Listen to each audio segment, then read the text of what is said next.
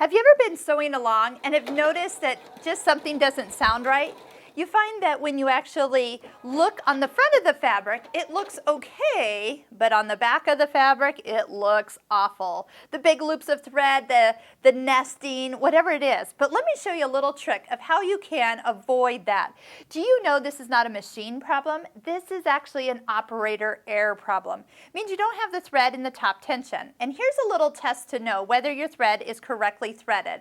So what we're going to do is when the presser foot is up, the thread should easily come out the needle. When the presser foot is lowered, it should be tight. See how that needle's kind of moving and I can't pull this thread through? That means that your thread is in the top tension correctly.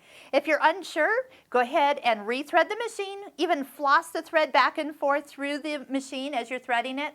Lower the presser foot down and pull on that thread. Now you'll know if your machine is threaded correctly and you will no longer encounter the ugly nest of thread on the back.